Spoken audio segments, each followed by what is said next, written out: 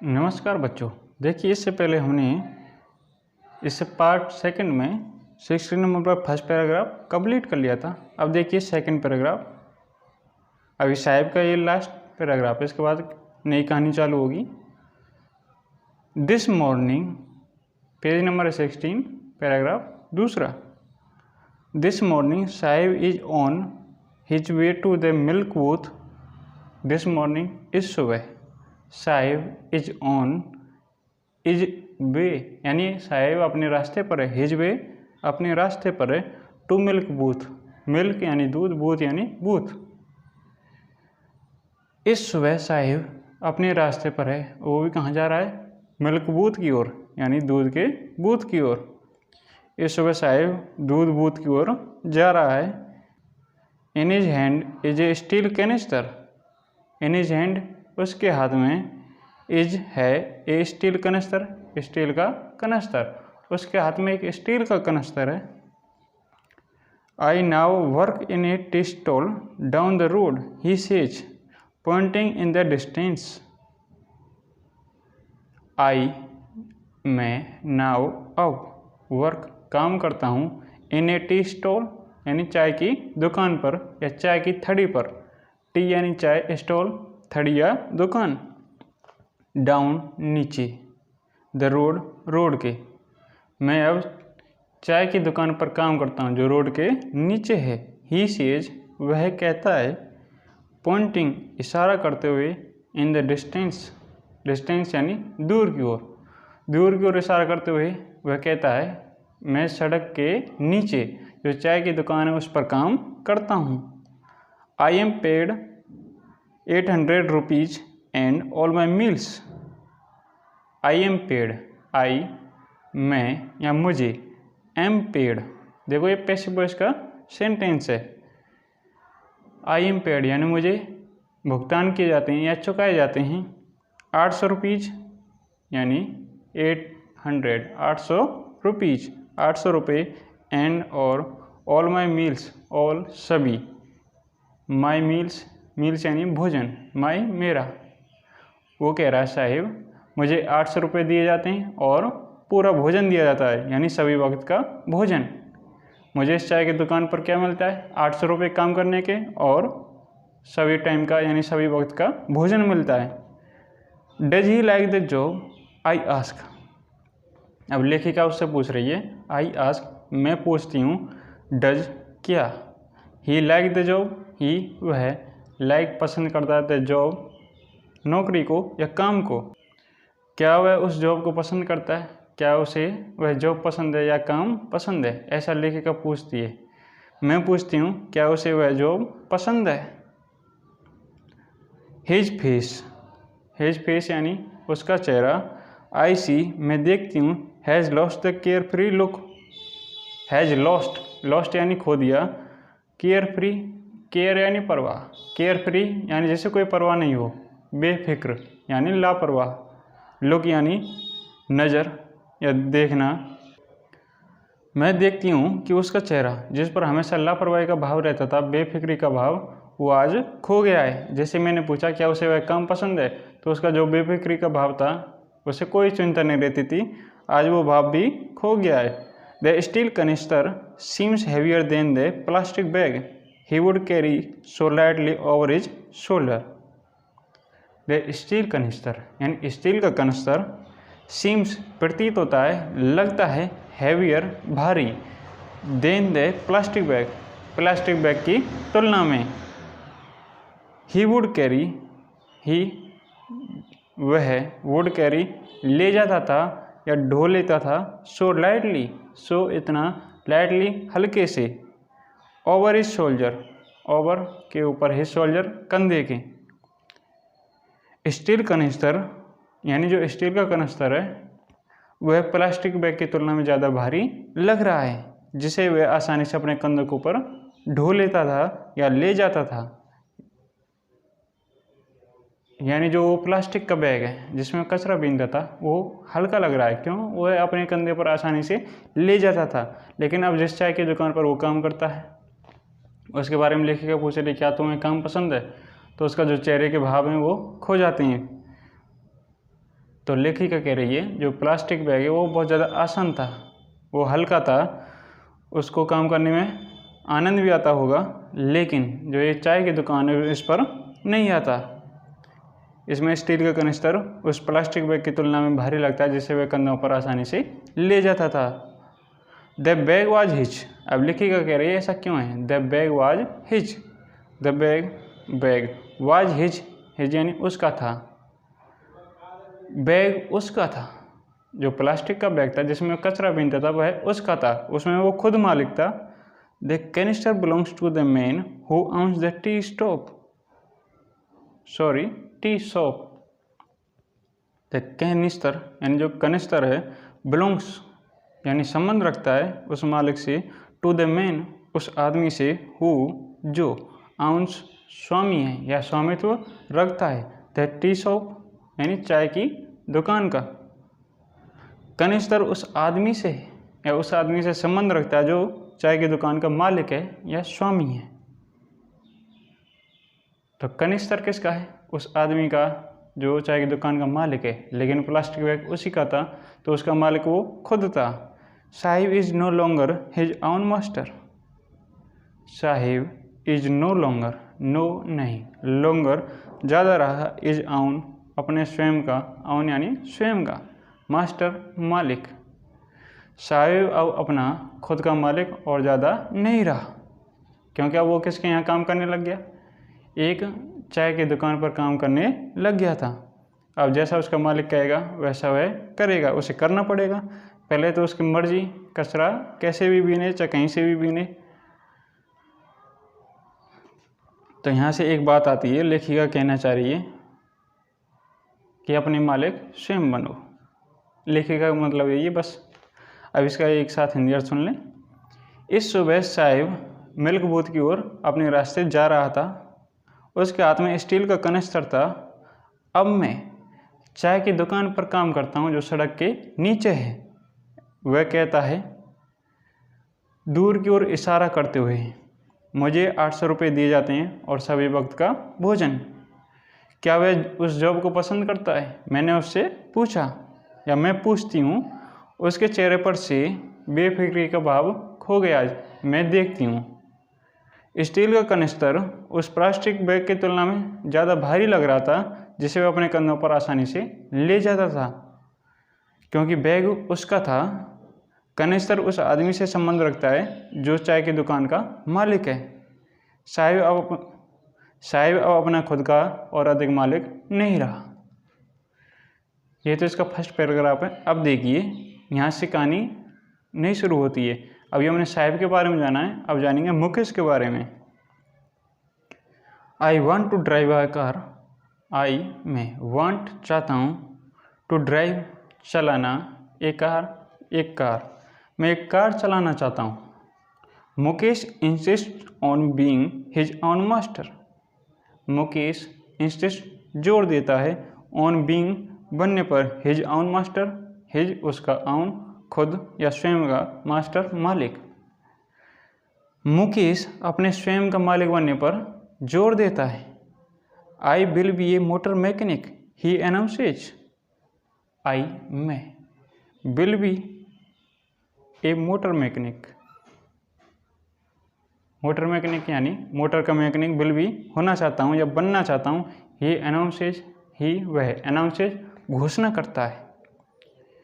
मैं एक motor mechanic बनना चाहता हूँ, वह घोषणा करता है।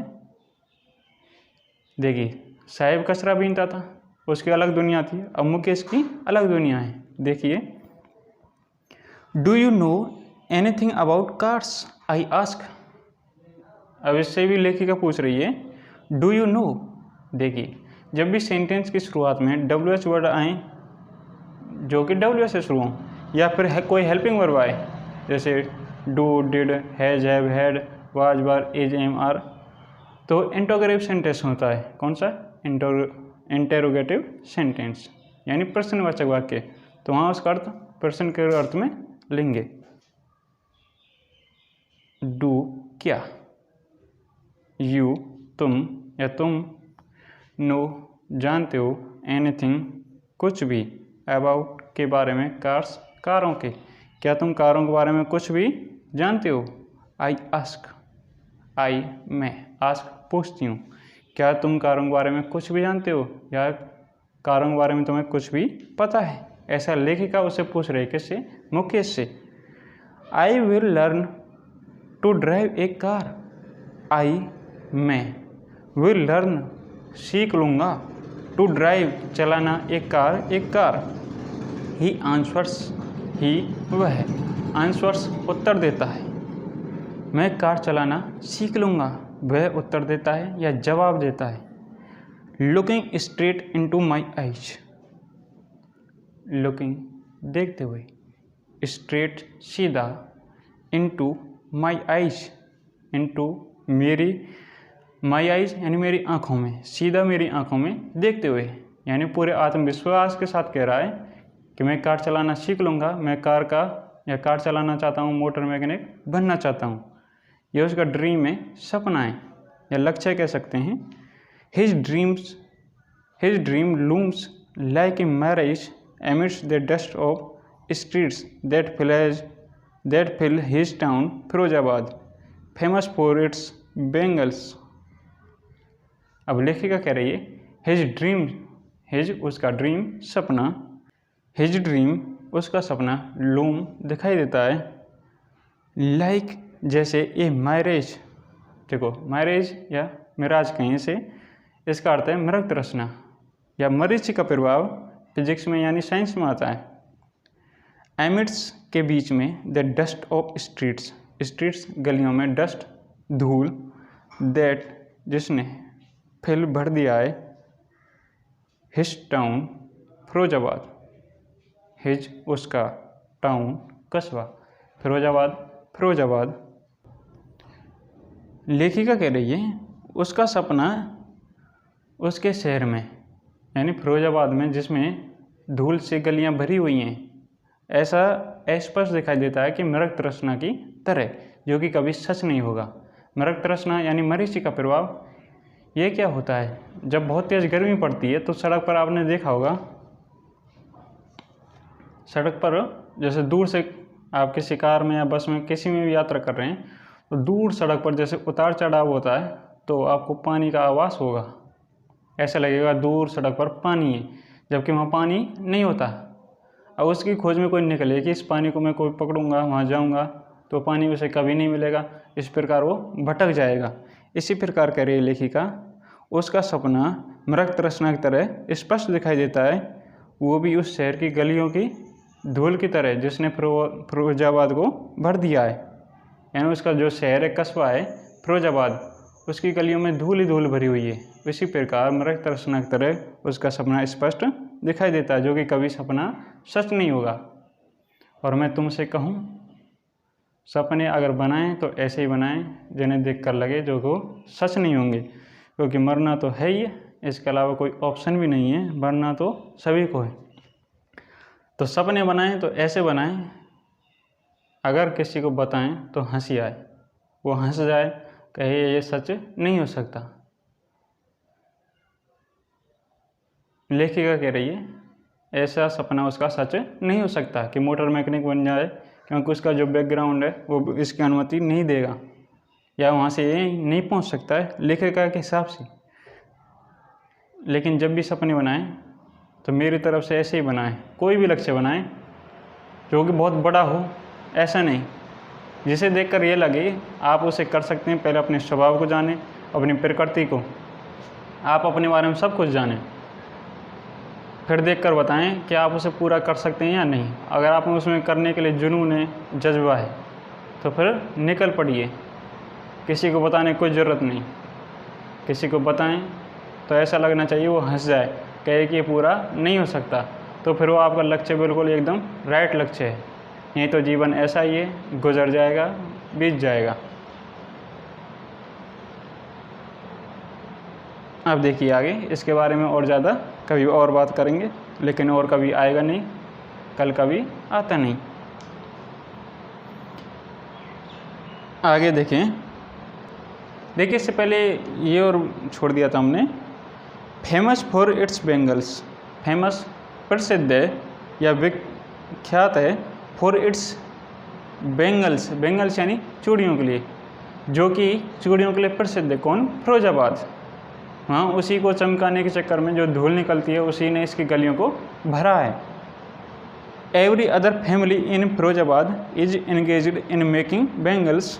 एवरी अदर फैमिली, एवरी प्रत्येक, अदर फैमिली दूसरा परिवार, इन फिरोजाबाद, फिरोजाबाद में, इज एंगेज्ड, एंगेज्ड यानी लगा हुआ है या संलग्न है, in making bangles, in making बनाने में, बेंगल्स चूड़ियाँ। फिरोजाबाद में प्रत्येक दूसरा परिवार चूड़ियाँ बनाने में लगा हुआ है। It is the centre of India's glass blowing industry where families have spent generations working around furnaces, welding glass, making bangles for all the women in the land. It seems it is the center, ये केंद्र है, of India, India का यानी भारत का, glass blowing industry, glass कांच को blowing आकार देने की इंडस्ट्री, उद्योग, यह इंडिया का यानी भारत का कांच को आकार देने वाला उद्योग का केंद्र है। वेयर फैमिलीज, वेयर जहाँ, फैमिलीज परिवारों ने, हैव स्पेंट, स्पेंट बिता दिए या व्यतीत कर दिए, जनरेशंस पीढ़ियाँ, यानी पीढ़ियाँ या तो बिता दिए या गुजार दिए, वर्किंग काम करते हुए, अराउंड के चारों ओर या आसपास, फर्नेसेज भट्टियाँ, वेल्डिंग ग्लास, ग्लास वेल्डिंग यानी जोड़ते हुए, कांच को जोड़ते हुए, मेकिंग बेंगल्स चूड़ियाँ बनाते हुए, फॉर ऑल द वुमेन, देखो वुमन जब सिंगुलर हो तो ए आएगा, WOMAN, उस कहेंगे वुमन, और जब प्लूरल हो WOMEN, इसको पढ़ेंगे women. For all the women, ये वुमेन ही, वीमेन ऑल सभी, वीमेन औरतों के लिए, इन द लैंड इस भूमि में, इट सीम्स ऐसा प्रतीत होता है, ऐसा लगता है, इन द लैंड यानी इस भूमि में या इस भूमि की जो सभी औरतें हैं उनके लिए,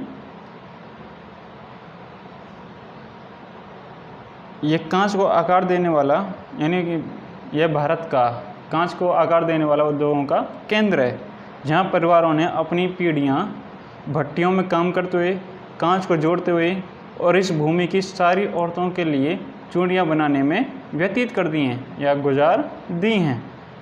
अब इसी पैराग्राफ का एक साथ हिंदी अर्थ सुने। मैं कार चलाना चाहता हूँ।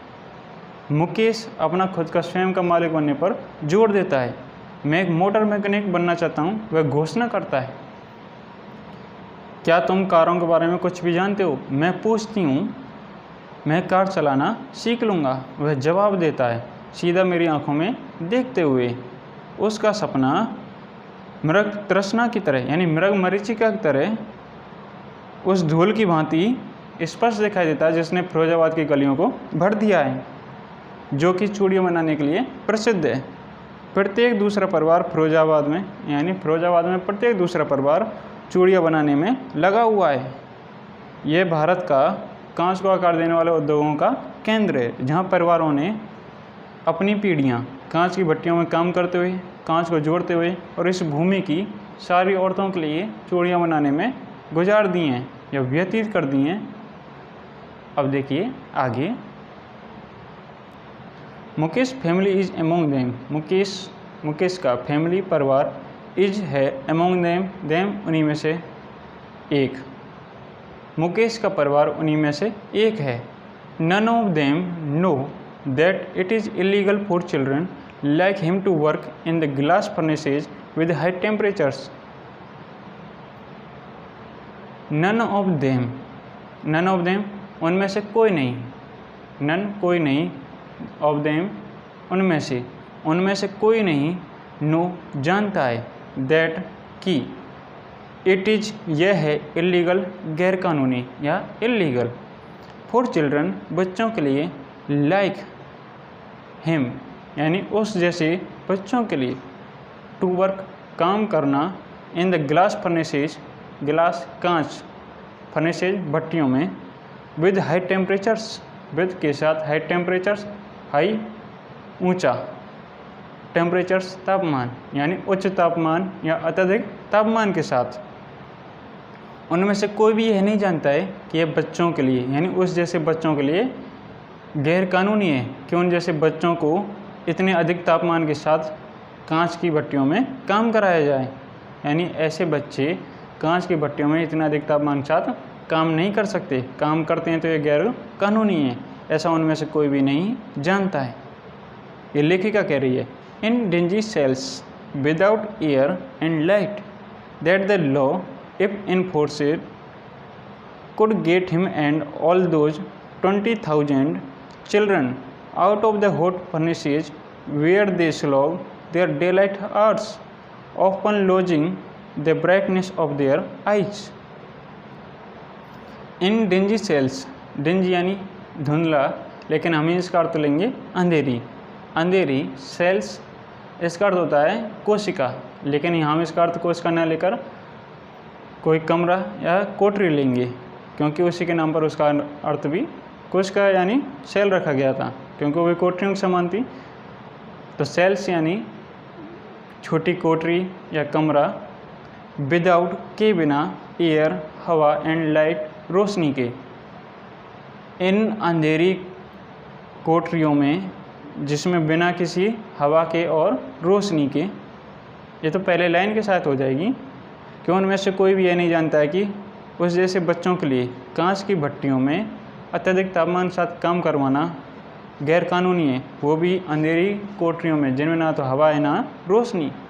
दैट द लॉ जो कि नियम है, दैट जो कि द लॉ नियम है या कानून है, इफ़ इन्फोर्सड, इफ़ यदि, इन्फोर्सड यानी लागू किया जाए, कुड गेट प्राप्त कर सकते हैं, हिम उसे, एंड और ऑल दोज यानी उन सभी को, 20,000 यानी 20,000 चिल्ड्रन बच्चों को, out of the hot furnaces, out बाहर, of the hot furnaces, hot यानी गर्म, फर्नेसेज भट्टियों से, वेयर जहाँ, दे स्लॉग, दे वे स्लॉग परिश्रम करते हैं, देयर उनके, डेलाइट आर्ट्स, डेलाइट यानी दिन की रोशनी में या दिन के समय, आर्ट्स समय, यहाँ इसका अर्थ लेंगे समय यानी दिन के समय, आर्ट्स HOUR यानी घंटा, यहाँ H साइलेंट है। अब कह रही लेखिका, जो कि नियम है, यदि उसे लागू किया जाए यानी जोर ज़बरदस्ती से लागू किया जाए, पूरी तरह से उसका पालन किया जाए, तो उसे और उस जैसे 20,000 बच्चों को उन गर्म भट्टियों से बाहर निकाला जा सकता है जहाँ वो दिन के समय परिश्रम करते हैं या घोर परिश्रम करते हैं। ओपन लूजिंग, ओपन अक्सर, लूजिंग खो देते हैं, द ब्राइटनेस चमक को, ऑफ देयर आइज, देयर उनकी, आइज आँखों की, जहाँ काम करते हुए अक्सर वे अपनी आँखों की चमक खो देते हैं। Mukesh eyes beam as he volunteers to take me home. Mukesh की आइज आँखें, बीम चमक उठती हैं, एज जैसे ही वह, वॉलंटियर्स इच्छा प्रकट करता है। वॉलंटियर्स का अर्थ होता है स्वेच्छुक या स्वयंसेवक, यानी जो अपनी इच्छा से कोई भी काम करने के लिए तैयार हो, राजी हो। टू टेक ले जाने के लिए, मी मुझे, होम घर, which he proudly says is being revealed, which जिसके बारे में, ही प्राउडली सेज ही वह, प्राउडली गर्वपूर्वक या अभिमान से, सेज कहता है, is being revealed, is being जिसका निर्माण किया जा रहा है, रिवील्ड यानी पुनर्निर्माण, बिल्ट यानी निर्माण, री यानी दोबारा या पुनर्निर्माण यानी जिसको दोबारा बनाया जा रहा है, कोई कमी रह गई घर में उसे सुधारा जा रहा है, उसका पुनर्निर्माण किया जा रहा है। मुकेश की आंखें चमक उठती हैं जब वह मुझे अपने घर ले जाने के लिए इच्छा प्रकट करता है या घर ले जाने की इच्छा जताता है, जिसके बारे में गर्व से कहता है कि अब इसका पुनर्निर्माण किया जा रहा है, जो कि हमारा घर है अब इसको दोबारा बनाया जा रहा है। अभी इसी का एक साथ हिंदी अर्थ सुन लें या फिर वैसे ही समझ लें। देखो, मुकेश का परिवार भी उन्हीं में से एक है जो कि चूड़ियाँ बनाता है। उनमें से कोई भी यह नहीं जानता है कि उस जैसे बच्चों के लिए कांच की भट्टियों में इतना अधिक तापमान के साथ काम करना गैर कानूनी है, वो भी ऐसी कोठरियों में, अंधेरी कोठरियों में जहाँ ना तो हवा है ना रोशनी है। यदि जो कानून है उसे लागू किया जाए तो वह कानून उस जैसे बच्चे और उस जैसे 20,000 बच्चों को इन गर्म भट्टियों से बाहर निकाल सकता है, जहाँ वे कठिन परिश्रम करते हैं, यानी दिन के समय परिश्रम करते हैं, जहाँ अक्सर वे काम करते हुए अपनी आँखों की चमक खो देते हैं। मुकेश की आँखें मुझे घर ले जाने की इच्छा से चमक उठती हैं, जिसके बारे में वह गर्व से कहता है कि अब इसका पुनर्निर्माण किया जा रहा है। आप देखें आगे, पहले इसको देख लें फिर दोबारा पढ़ना। We walk down stinking lanes choked with garbage, past homes that remain hovels with crumbling walls, wobbly doors, no windows, crowded with families of humans and animals coexisting in a primeval state. We walk down, हम walk down चलते हैं, down यानी नीचे की ओर, stinking यानी बदबूदार, lens गलियों में, चौक जमी हुई हैं, विद गार्बेज यानी कचरे के साथ। हम बदबूदार गलियों में चलते हैं और गलियों में जो नालियां हैं वो किन से जमी हुई हैं, इनमें क्या जमा पड़ा है, कचरा। पास्ट गुजरते हैं, होम्स घरों से, दैट जो कि, रिमेन बचे हुए हैं, होवेल्स झोंपड़ियाँ, विद क्रम्बलिंग बॉल्स यानी दीवारें, क्रम्बलिंग टूटी फूटी, बोबली डोर्स यानी दरवाजे, बोबली यानी डगमगाने वाले, यानी बिल्कुल गेट हिले हुए हैं, बस लटक रहे हैं या खड़े हुए हैं, बस ऐसा ही माने, ऐसी दीवारें हैं टूटी फूटी। नो विंडोज कोई खिड़की नहीं है, विंडोज खिड़कियाँ। Crowded with families of humans, crowded भीड़ है या भरे हुए हैं, विद फैमिलीज परिवारों से, ऑफ ह्यूमंस एंड एनिमल्स यानी इंसानों की या मनुष्यों की और जानवरों की, को एग्जिस्टिंग जो कि साथ साथ रह रहे हैं, इन ए प्राइमीवल स्टेट। प्राइमीवल यानी आदिम या प्रारंभिक, जैसे कि मानव की शुरुआत के समय रही होगी, स्टेट ऐसी अवस्था।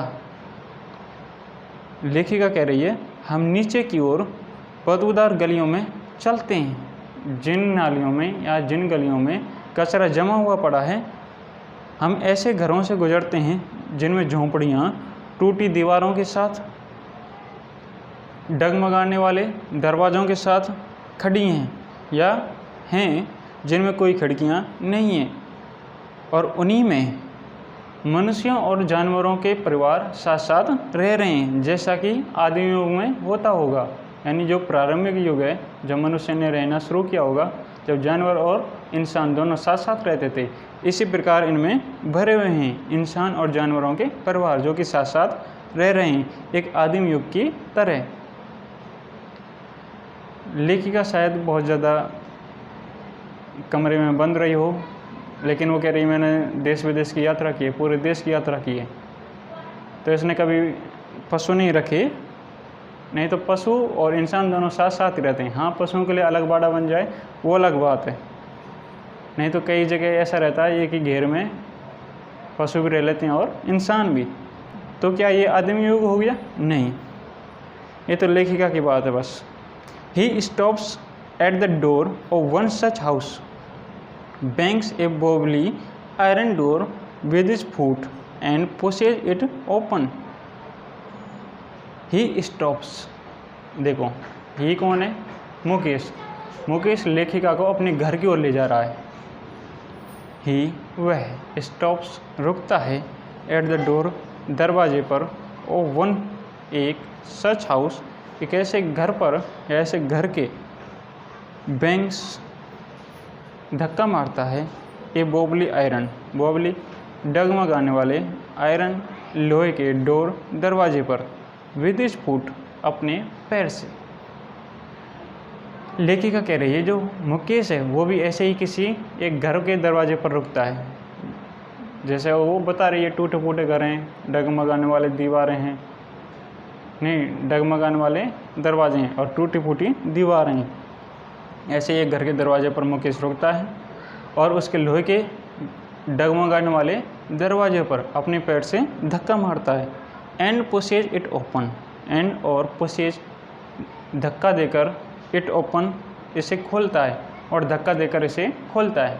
पहले तो लात से धक्का मारता है यानी पैर से, और उसे खोल देता है। किसे? लोहे के डगमगाने वाले दरवाजे को। We enter a half built shack, we हम इंटर प्रवेश करते हैं, a half built shack, a half built, half यानी आधी बिल्ट निर्मित या बनी, शेक झोपड़ी में, हम एक आधी बनी झोपड़ी में प्रवेश करते हैं, यानी ऐसी कुटिया में या ऐसी झोपड़ी में प्रवेश करते हैं जो अर्ध निर्मित हो, आधी बनी हो, पूरी तरह नहीं बनी। In one part of it thatched with dead grass is a firewood stove over which sits a large vessel of sizzling spinach leaves. In one part of it, one part एक हिस्सा of it इसका, यानी इस कुटिया के या झोंपड़ी के जिसमें वो घुसे हैं, प्रवेश किया उन्होंने, इसके एक हिस्से में, in one part of it इसके एक हिस्से में, थेस्ट यानी छप्पर वाला, विद जो कि यानी जिसके, डेड ग्रास, डेड यानी मरी हुई, ग्रास यानी घास, छप्पर है जिस पर, वो भी कैसी घास का, डेड यानी मरी हुई घास का, और घास मरी यानी सूख गई, सूखी घास का, जब तक वो हरी है यानी जिंदी है, और जैसे ही वो सूख गई तो मर गई, तो मरी हुई घास यानी सूखी घास, जिसमें सूखी घास का छप्पर है। इज ए फायरवुड स्टोव, इसके एक हिस्से में क्या है, जिसके ऊपर छप्पर है वो भी सूखी घास का, वहाँ इज है ए फायरवुड स्टोव, स्टोव यानी चूल्हा, फायरवुड यानी लकड़ी से चलने वाला चूल्हा, लकड़ी से चलने वाला यानी लकड़ी को जलाकर चलने वाला चूल्हा, फायर आग, वुड यानी लकड़ी, वुड यानी लकड़ी, ओवर विच, ओवर विच यानी जिसके ऊपर, सिट्स, देखो यहाँ सिट्स का अर्थ बैठा हुआ नहीं है, रखा हुआ है, ए लार्ज वेसल, ये लार्ज वेसल यानी बड़ा बर्तन, लार्ज बड़ा, वेसल बर्तन, ऑफ सिजलिंग स्पाइनक लीव्स, सिजलिंग छन छन की आवाज़ के साथ तप रहा है या उबल रहा है, स्पाइनक लीव्स यानी पालक की पत्तियाँ, यानी इसके एक हिस्से में जिसके ऊपर क्या है, सूखी घास का छप्पर है, वहाँ एक लकड़ी से जलने वाला चूल्हा रखा हुआ है, जिसके ऊपर एक बड़ा बर्तन रखा गया है जिसमें पालक की पत्तियाँ छन छन की आवाज़ के साथ उबल रही हैं। On the ground in large aluminium platters are more chopped vegetables, on the ground जमीन पर, इन लार्ज एल्युमिनियम प्लेटर्स यानी थालियों में, लार्ज बड़ी, एल्युमिनियम एल्युमिनियम की यानी एल्युमिनियम की बड़ी थालियों में,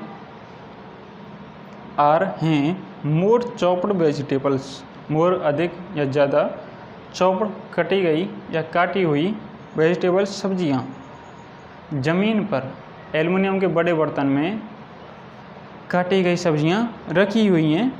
ए frail young women is cooking the evening meal for the whole family. A frail young women, a frail, एक फ्रेल कमज़ोर, यंग वुमेन यानी जवान औरत, इज कुकिंग पका रही है, द इवनिंग मील यानी शाम का भोजन, मील यानी भोजन, for the whole family, whole संपूर्ण या सारे, फैमिली परिवार के लिए। एक कमज़ोर जवान औरत सारे परिवार के लिए शाम का भोजन पका रही है। मील यानी भोजन, डिनर यानी रात्रि का भोजन, ब्रेकफास्ट सुबह का नाश्ता, लंच दोपहर का भोजन, एक रात का अंतिम भी भोजन है शायद वही है मील, लेकिन ये इसलिए पहले ही कह दिया इवनिंग मील यानी शाम का भोजन। Through eyes filled with smoke see smiles, भोजन कौन बना रही है, एक कमज़ोर जवान औरत या महिला। थ्रो आइज, थ्रो से, आइज आँखों से, फिल्ड भरी हुई हैं, विद स्मोक स्मोक यानी धुएं से, जो कि धुएं से भरी हुई हैं। शी स्माइल्स, शी वह, स्माइल्स हंसती है या मुस्कुराती है। आँखों के धुएं से भरी होने पर भी वह मुस्कुराती है। लेखिका कह रही है वो महिला जो भोजन बना रही है, पका रही है, आँखों में धुआं जाएगा क्योंकि लकड़ी से जलने वाला चूल्हा है, वहाँ धुआं निकलेगा। जैसे ही लकड़ियाँ उसमें देंगे तो आँखों में धुआं भरा हुआ है, फिर भी वह मुस्कुरा रही है। ये शायद लेखिका को देखकर मुस्कुराई होगी, नहीं तो गालियाँ देती। She is the wife of Mukesh Elder brother. She वह, इज है, द वाइफ ऑफ यानी पत्नी, ऑफ मुकेश, मुकेश के एल्डर ब्रदर, एल्डर बड़े, ब्रदर भाई की। वह मुकेश के बड़े भाई की पत्नी है, यानी मुकेश की भाभी है। Not much older in years, she has begun to command respect as the bahu, the daughter in law of the house. She's, हाँ हो गया ये तो। Not much older in years, not much ज़्यादा नहीं, ओल्डर अधिक, इन ईयर्स उम्र में। यहाँ इसका अर्थ क्या लेंगे, उम्र में, यानी वर्षों में वो ज़्यादा नहीं है, यानी उम्र उसकी ज़्यादा नहीं है। वो उम्र में ज़्यादा नहीं है, यानी उसकी उम्र ज़्यादा नहीं है। शी हैज़ बिगन, शी उसने, हैज़ बिगन शुरू कर दिया है, टू कमांड आदेश देना, रिस्पेक्ट सम्मान प्राप्त करना। टू कमांड रिस्पेक्ट, अब इसका अर्थ ले लेंगे, उसने सम्मान करना यानी सम्मान प्राप्त करना शुरू कर दिया है। एज द बहू, बहू के रूप में या बहू के तौर पर। The daughter in law, daughter in, देखो डॉटर होता है पुत्री यानी बेटी, डॉटर इन लॉ तो पुत्र वधू। ऑफ द हाउस, घर की पुत्र वधू के रूप में यानी बहू के रूप में उसने सम्मान करना या सम्मान प्राप्त करना स्वीकार कर दिया है, यानी उसकी उम्र ज़्यादा नहीं है, फिर भी उसने घर के बहू के रूप में सम्मान प्राप्त करना स्वीकार कर दिया है, घर की पुत्र वधू के रूप में। ऐसा लेखिका कह रही है। लेखिका भी बड़ी अजीब है। बहू चाहे ज़्यादा उम्र की हो चाहे कम उम्र की, तो वो बहू तो बहू रहेगी। हालांकि उसकी सास भी है, थोड़ा सा जानेंगे, पर वो बहुत ज़्यादा बूढ़ी हो गई है, तो पूरी जिम्मेदारी अब किस पर आ जाएगी, बहू पर। Already in charge of 3 men, her husband, Mukesh and their father.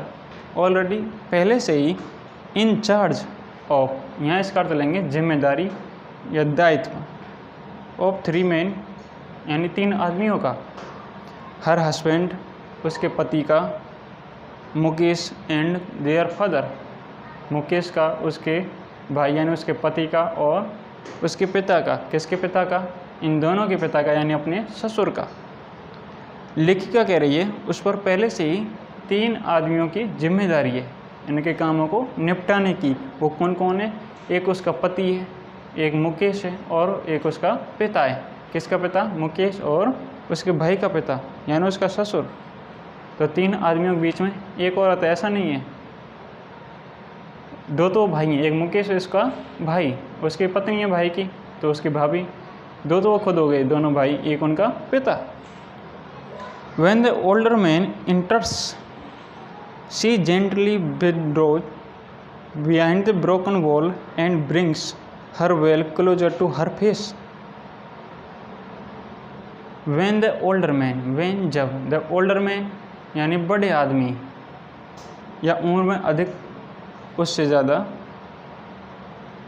enters प्रवेश करते हैं, यानी जब उम्र में उससे अधिक या उससे ज़्यादा उम्र वाले बड़े आदमी घर में प्रवेश करते हैं। सी जेंटली, सी वह, जेंटली सज्जनतापूर्वक या भद्र तरीके से, विड्रोज, देखो विड्रो होता है, इसका अर्थ है निकालना, यहाँ इसका अर्थ लेंगे निकल जाती है।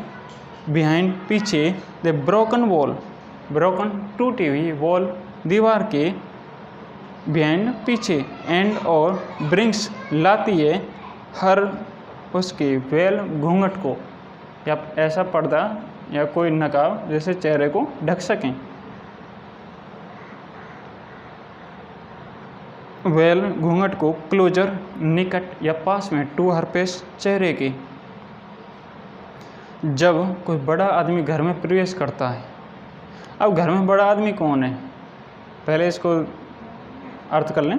जब घर में कोई बड़ा आदमी प्रवेश करता है तो वह सज्जनतापूर्वक टूटी दीवारों के पीछे निकल जाती है और अपने चेहरे के निकट घूंघट लाती है या अपने चेहरे को घूंघट से ढक लेती है।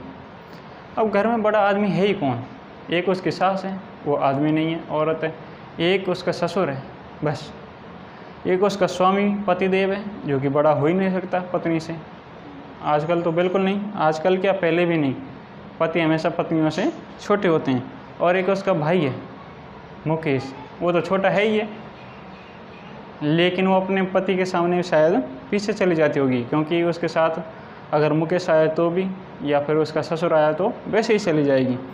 जैसे ही उम्र में बड़ा आदमी या उससे बड़ा कोई आदमी घर में प्रवेश करता है तो वह टूटी दीवारों के पीछे चली जाती है और अपने चेहरे पर घूंघट ले आती है, अपने चेहरे को घूंघट से ढक लेती है।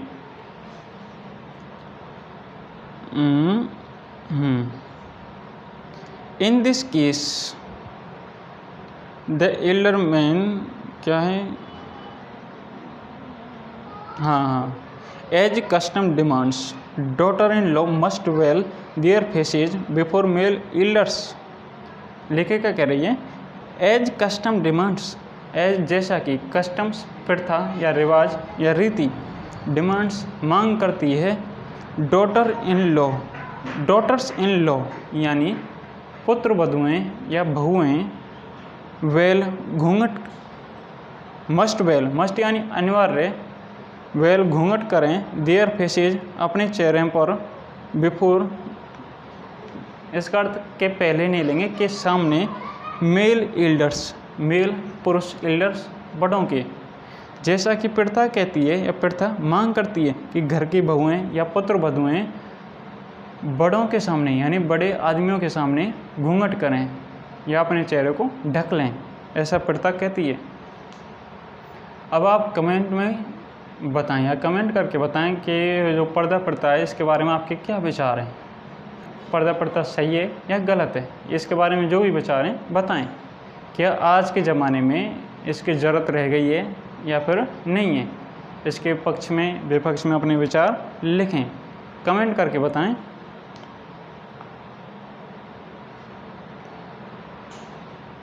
वैसे पर्दा प्रथा ज़रूरी हो भी सकती है और नहीं भी, कभी इसकी ज़रूरत पड़ी होगी तभी इसकी शुरुआत हुई, लेकिन आज इसकी ज़रूरत नहीं है। In this case the Elder is an empowered bangle maker. In this case, इस स्थिति में, कौन सी स्थिति में, इस परिवार की स्थिति में, ये कह रही है बड़ों के सामने घूंघट करना चाहिए। इस स्थिति में द एल्डर बड़ा, इज है an empowered bangle maker, bangle maker चूड़ियाँ बनाने वाला, एम्पावर्ड शक्तिहीन, लेकिन इसका अर्थ लेंगे गरीब, अत्यधिक गरीब या निर्धन।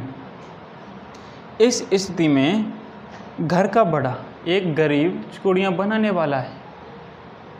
Despite long years of hard labour, first as a tailor then a bangle maker, he has failed to renovate a house, send his two sons to school.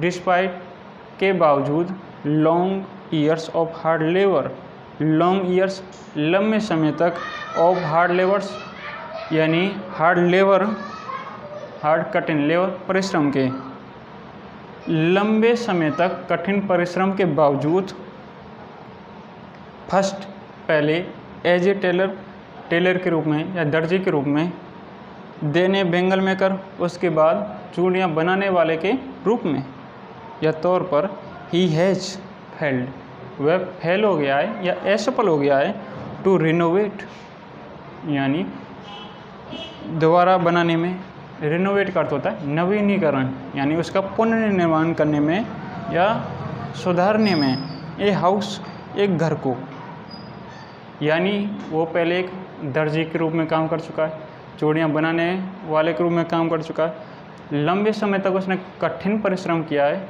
फिर भी वह इन सब के बावजूद अपने घर को दोबारा नहीं बना पाया है, उसमें जो कमी रह गई उन्हें नहीं सुधार पाया है। Send his two sons, send भेज पाने में, या भेजने में हिज उसके टू सन्स 2 बेटों को टू स्कूल स्कूल यानी विद्यालय। लंबे समय के कठिन परिश्रम के बावजूद, पहले एक दर्जी के रूप में, फिर चूड़ियाँ बनाने वाले के रूप में, वह अपने घर को दोबारा बनाने में असफल रहा है और अपने 2 बेटों को स्कूल भेजने में असफल रहा है। यानी ना तो अपने 2 बेटों को स्कूल भेज पाया, ना ही घर को दोबारा बना पाया। वो भी उसने बहुत ज़्यादा काम किया तब भी, यानी वो इतना ज़्यादा पैसा भी नहीं कमा पाया। All he has managed to do is teach them what he knows the art of making bangles. और ही मैनेज, ऑल वह सब, ही वह, हैज़ मैनेज्ड, मैनेज यानी व्यवस्था की है, या इतना ही वह व्यवस्थित कर पाया है, व्यवस्था कर पाया है। टू डू कर या करना, इज टीच यानी टीच कर सके, सिखा सके, पढ़ा सके, देम उन्हें, वाट ही नोज, वाट क्या यानी जो भी वह, ही वह, नोज जानता है, the art of making bangles, the art कला ऑफ मेकिंग बैंगल्स चूड़ियाँ बनाने की। वह अपने 2 बेटों को स्कूल नहीं भेज पाया, वह इतनी ही व्यवस्था कर पाया है कि उन 2 बेटों को, यानी जो उसके बेटे हैं, उन्हें वह कला सिखा सके जिसे वह जानता है। वो भी कौन सी? चूड़ियाँ बनाने की कला। वह इतनी ही व्यवस्था कर पाया है कि उन्हें वह सब सिखा दे जिसे वह जानता है। अब वह क्या जानता है? चूड़ियाँ बनाने की कला। इसलिए उसने अपने बच्चों को चूड़ियाँ बनाना ही सिखाया है। लेकिन उसका जो छोटा बेटा है मुकेश, वो कहता है मैं मोटर मैकेनिक बनना चाहता हूँ। यहीं से इसकी शुरुआत भी हुई थी। अब इस पैराग्राफ का एक साथ हिंदी और सुन लें। मुकेश का परिवार उन्हीं में से एक है। उनमें से कोई भी नहीं जानता है कि उस जैसे बच्चों के लिए कांच की भट्टियों में इतने अधिक तापमान के साथ काम करना गैरकानूनी है, वो भी अंधेरी कोठरियों में बिना किसी हवा और रोशनी के, जो कि कानून है। यदि उसे लागू किया जाए तो वह उसे और उस जैसे 20,000 बच्चों को गर्म भट्टियों से बाहर निकाल सकता है, जहां वे दिन के समय कठिन परिश्रम करते हैं, जहां वे अक्सर काम करते हुए अपनी आंखों की चमक खो देते हैं। मुकेश की आंखें चमक उठती हैं जब वह मुझे अपने घर ले जाने की इच्छा जताता है, जिसके बारे में वह गर्वपूर्वक कहता है कि अब इसका पुनर्निर्माण किया जा रहा है। हम नीचे की ओर चलते हैं बदबूदार गलियों से जिनमें कचरा जमा हुआ है। उन नालियों में हम ऐसे घरों से गुजरते हैं जहां टूटी हुई दीवारें, डगमगाने वाले दरवाजे और कोई खिड़कियां नहीं हैं, जिनमें जानवरों और इंसानों के परिवार साथ साथ रह रहे हैं, जैसा कि आदिम युग में होता है या होता होगा। वह एक ऐसे ही घर के दरवाजे पर रुकता है, लोहे के डगमगाने वाले दरवाजे पर पैर से धक्का मारता है और धक्का देकर इसे खोल देता है। हम एक आदि बनी हुई झोंपड़ी में प्रवेश करते हैं, कुटिया में प्रवेश करते हैं। इसी के एक हिस्से में जहाँ सूखी घास से बना एक छप्पर है, आग यानी लकड़ी से जलने वाला चूल्हा रखा हुआ है, जिस पर एक बड़ा बर्तन रखा हुआ है जिसमें पालक की पत्तियाँ छन छन की आवाज़ साथ उबल रही हैं। ज़मीन पर एल्युमिनियम के बड़ी थालियों में काटी गई सब्जियां रखी हुई हैं। एक कमज़ोर जवान औरत पूरे परिवार के लिए शाम के भोजन को पका रही है। उसकी आंखों में धुआं भरा हुआ है, फिर भी वह मुस्कुरा रही है। वह मुकेश के बड़े भाई की पत्नी है। वह उम्र में ज़्यादा बड़ी नहीं है, फिर भी उसने घर की बहू के रूप में, पुत्रवधू के रूप में सम्मान प्राप्त करना स्वीकार कर दिया है। उस पर पहले से 3 आदमियों की जिम्मेदारी है, एक उसका पति, एक उसका देवर यानी मुकेश और एक उसका पिता ससुर। जब घर में बड़े आदमी प्रवेश करते हैं तो वह टूटी हुई दीवारों के पीछे चली जाती है और अपने चेहरे को घूंघट से ढक लेती है। जैसा कि प्रथा कहती है, पुत्र वधुओं को यानी घर की बहुओं को घर के बड़े पुरुषों के सामने अपने चेहरे को घूंघट से ढक लेना चाहिए या उनके सामने घूंघट करना चाहिए। इस स्थिति में घर का बड़ा यानी घर का सबसे बड़ा आदमी एक बहुत ज़्यादा गरीब चूड़ियाँ बनाने वाला है। लंबे समय तक कठिन परिश्रम के बावजूद वह अपने घर को दोबारा बनाने में असफल रहा है और अपने 2 बेटों को स्कूल भेजने में असफल रहा है, और वो भी उसने पहले कैसा काम शुरू किया था, एक दर्जी के रूप में, फिर चूड़ियाँ बनाने वाले के रूप में। वह इतनी ही व्यवस्था कर पाया कि उन्हें वह सब सिखा दे जिसे वह जानता है, चूड़ियाँ बनाने की कला। अब देखिए, चलो ये इसका लास्ट पैराग्राफ है। वीडियो थोड़ी सी लंबी हो रही है, पर तुम्हें कोई दिक्कत नहीं होनी चाहिए। इसको आराम से बाद में भी देख सकते हैं, कभी भी देख सकते हैं जब आपका मन करे। एक बार देखें, 2 बार देखें, फिर खुद भी पढ़ें, अपने पढ़ने पर ज़्यादा ध्यान दें। It is his karma, his destiny, says Mukesh grandmother, who has watched her own husband go blind with the dust from polishing the glass of bangles. It is his karma, it is यह है, हिज उसका, कर्म यह उसका कर्म है, यानी कर्म है। हिज डेस्टिनी, हिज उसका, डेस्टिनी भाग्य, यह उसका भाग्य है। सेज कहती है, मुकेश ग्रैंडमदर, मुकेश की दादी, यह उसका कर्म है, उसका भाग्य है, मुकेश की दादी कहती है। हु हैज़ वॉच्ड, हु जिसने, हैज़ वॉच्ड देखा है, हर ओन हस्बैंड अपने स्वयं के पति को, गो ब्लाइंड यानी अंधा होते हुए, ब्लाइंड अंधा, with the dust from polishing the glass of bangles, with the dust धूल से, फ्रॉम पॉलिशिंग पॉलिश करने से, यानी पॉलिश करने से निकली धूल से, the glass of bangles, glass कांच, ऑफ बेंगल्स चूड़ियों के, यानी चूड़ियों के कांच के पॉलिश करने से जो धूल निकली है, उस धूल से अपने पति की आँखों को अंधा होते हुए उसने देखा है। अब पति की आंखें अंधी हो जाएंगी तो वो भी अंधा हो जाएगा। यह उसका कर्म है, उसका भाग्य है, ऐसा मुकेश की दादी कहती है, जिसने अपने पति को कांच की चूड़ियों की पॉलिश करने से निकली धूल से अपने पति को अंधा होते हुए देखा है। उस धूल के जम जाने से, आँखों में चले जाने से, can a god given lineage ever be broken, she implies. Can a god given lineage, can क्या, देखो जब भी हेल्पिंग वर्ब शुरू में आए सेंटेंस के, या कोई मॉडल आए, कैन, कोड, मे, माइट, तो इनका अर्थ क्या लेंगे, क्या, क्योंकि वो इंटरोगेटिव सेंटेंस हो जाएगा। कैन ए, क्या एक God given lineage, God given यानी भगवान द्वारा दी गई, लाइनेज वंश परंपरा को, या भगवान या ईश्वर प्रदत्त वंश परंपरा को, एवर कभी, एवर बी ब्रोकन यानी तोड़ा जा सकता है, ब्रोकन तोड़ा जा सकता है, क्या भगवान द्वारा दी गई वंश परंपरा को तोड़ा जा सकता है। सी इम्प्लाइज यानी वह कहती है, एम्प्लाइज का अर्थ होता है अर्थ या तात्पर्य, लेकिन हम कहेंगे वह कहती है या बताती है कि भगवान द्वारा दी गई जो वंश परंपरा है, जो काम दिया गया है, धंधा दिया गया है, कैसे समाप्त किया जा सकता है या बदला जा सकता है। तो इसका उत्तर है बिल्कुल हाँ। लेकिन दादी है, अब पुराने ख्याल बिल्कुल दिमाग में जम चुके हैं, अब वो बदलना नहीं चाहेगी। दिमाग कहेगा ऐसा नहीं हो सकता, जो भगवान चाहेगा वही होगा, अब हमारी पीढ़ियाँ इसी में गुजरेंगी। हालांकि उन्होंने गुजारी भी हैं, इन परिवारों ने, जो फिरोजाबाद के परिवार हैं, इन्होंने पीढ़ियाँ की पीढ़ियाँ गुजार दी कांच की चूड़ियों को बनाने में। और इनमें सबसे ज़्यादा नुकसान किसको है, आँखों को। वो अंधे हो गए, उनके जो बच्चे हैं वो पढ़ नहीं पाए, लिख नहीं पाए और कुछ नहीं कर पाए। तो दादी भी ऐसा ही कह रही है, तो सभी की अब दिमाग में यही धारणा बन गई होगी कि ऐसा ही होगा, जबकि सब कुछ बदला जा सकता है। जब आपको लगे तो तब कुछ भी बदला जा सकता है। Born in the caste of Bengal makers, they have seen nothing but bangles in the house, in the yard, in every other house, every other yard, every street in Firozabad.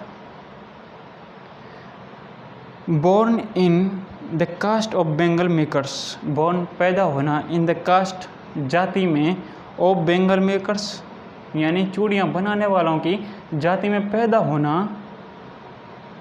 They have seen उन्होंने देखा है, दे उन्होंने have seen देखा है, nothing नहीं यानी इसके अलावा नहीं, बट बेंगल्स बट लेकिन बेंगल्स चूड़ियाँ, यानी चूड़ियाँ बनाने वालों की जाति में पैदा होने से उन्होंने चूड़ियों के अलावा कुछ भी नहीं देखा है। केवल उन्होंने चूड़ियाँ ही देखी हैं, उनके बच्चों ने चूड़ियाँ ही देखी हैं, इनके अलावा और कुछ भी नहीं देखा है। बाहर की दुनिया से उनका ज़्यादा परिचय नहीं है।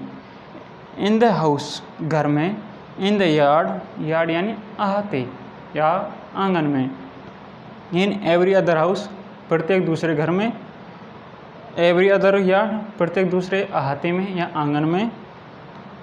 Every street in Firozabad, Firozabad की प्रत्येक गली में, यानी उन्होंने अपने घर में दूसरे के घर में, अपने आंगन में दूसरे के आंगन में, फिरोजाबाद की प्रत्येक गली में चूड़ियों को ही देखा है, क्योंकि वो चूड़ियों के लिए ही प्रसिद्ध है। Spirals of bangles, sunny gold, paddy green, royal blue, pink, purple, every colour born out of the 7 colours of the rainbow. Spirals, देखो स्पायरल यानी गोलाकार या बिल्कुल वृत्तनुमा, लेकिन इसका अर्थ लेंगे हम स्पायरल ऑफ बेंगल्स। बेंगल्स यानी चूड़ियाँ, चूड़ियों की मालाएं या घेरे, यानी वो घेरे के रूप में रहती हैं, बिल्कुल गोल गोल। सनी गोल्ड, सनी गोल्ड यानी धूप जैसी सुनहरी। पेडी ग्रीन, पेडी यानी धान, ग्रीन यानी हरा, धान के जैसे हरे। रॉयल ब्लू, रॉयल ब्लू यानी शाही नीला, रॉयल शाही, ब्लू नीला, यानी गहरा नीला कह सकते हैं जैसे। पिंक पीला, नहीं पिंक सॉरी गुलाबी। पर्पल बैंगनी। एवरी कलर, प्रत्येक रंग। बोर्न जो कि पैदा होता है। आउट ऑफ द 7 कलर्स, यानी 7 रंगों से।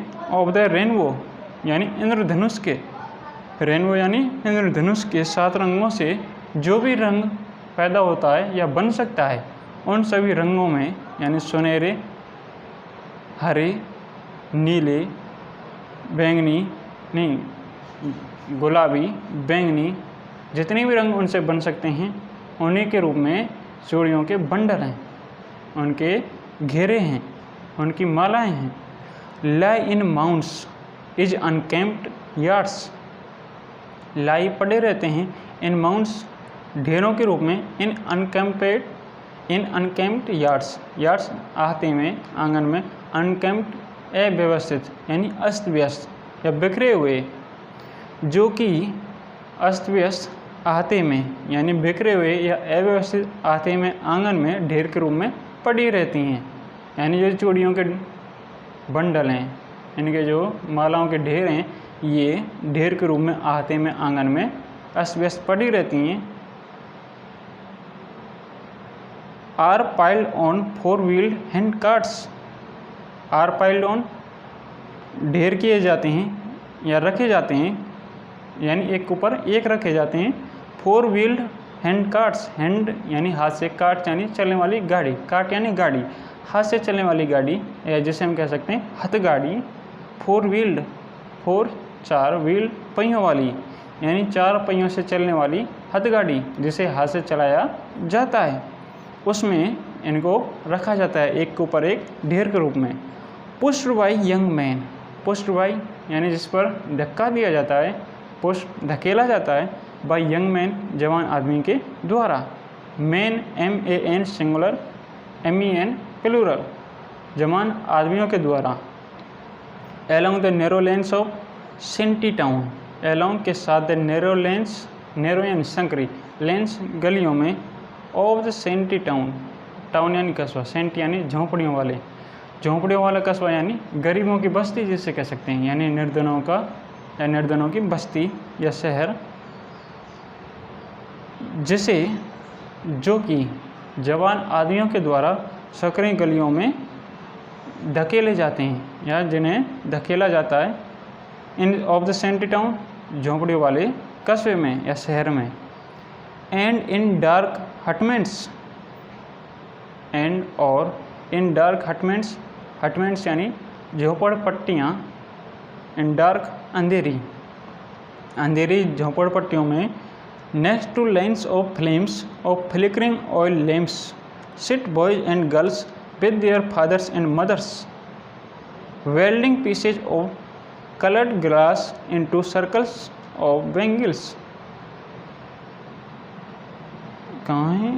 नेक्स्ट टू लाइन्स, नेक्स्ट अगली या आगे, to lines of flames, lines पंक्तियों में, ऑफ फ्लेम्स ज्वालाओं में, ऑफ फ्लिकरिंग यानी टिमटिमाती हुई, ऑयल लैम्प्स ऑयल तेल के, लैम्प्स दियों में,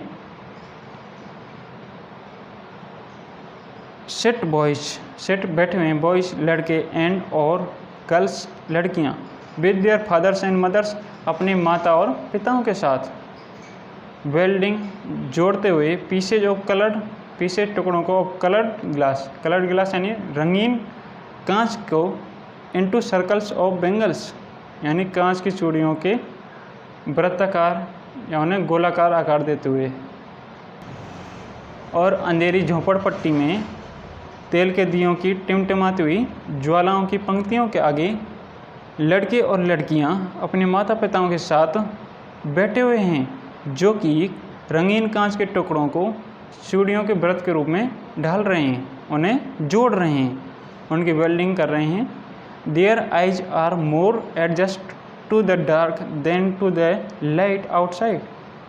देयर आइज उनकी आँखें, आर हैं मोर एडजस्ट यानी समायोजित हो चुकी हैं, यानी वो ज़्यादा सहज हो गई हैं। आँखें जो हैं इनकी रोशनी, देखो जब कभी हम बाहर रोशनी वाले क्षेत्र में होते हैं, एकदम से अंधेरे कमरे में जाएंगे तो हमें दिखना बंद हो जाएगा, या एकदम बिल्कुल अंधेरे से उजाले वाले कमरे में जाएं तो भी दिखना बंद हो जाएगा।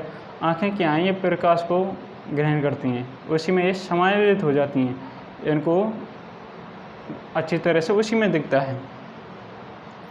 टू द डार्क अंधेरे में इनकी आँखें समायोजित हो चुकी हैं, टू द डार्क अंधेरे में, देन टू द लाइट यानी रोशनी की बजाय आउटसाइड बाहर की।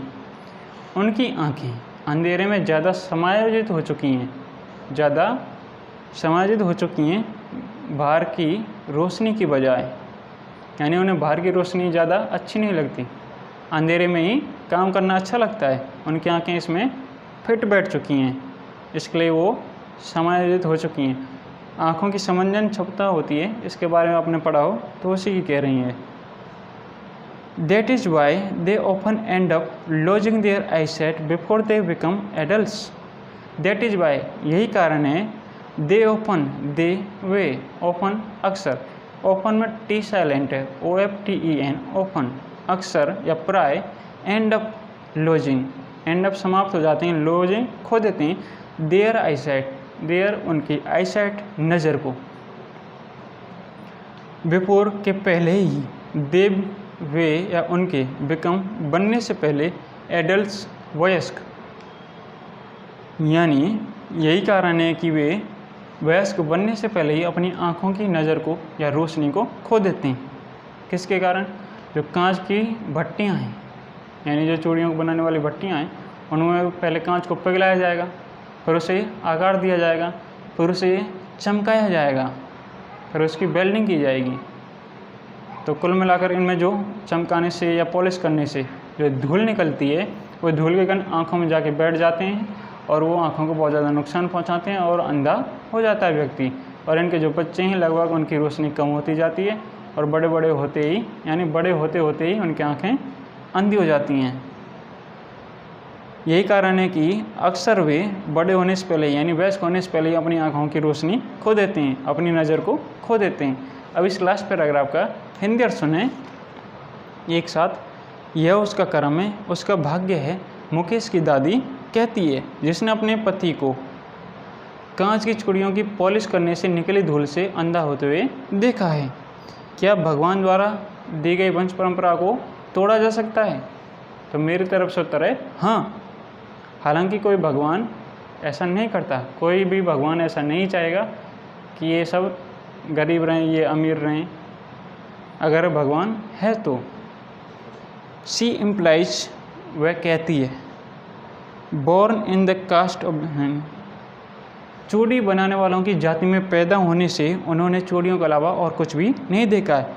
अपने घर में, अपने आंगन में दूसरे के घर में, दूसरे के आंगन में और फिरोजाबाद की प्रत्येक गली में उन्होंने केवल चूड़ियाँ ही देखी हैं। चूड़ियों की मालाएं सुनहरे, हरे, नीले, गुलाबी, बैंगनी, इंद्रधनुष के रंगों से जितने भी रंग पैदा हो सकते हैं, बनाए जा सकते हैं, उन रंगों में हैं।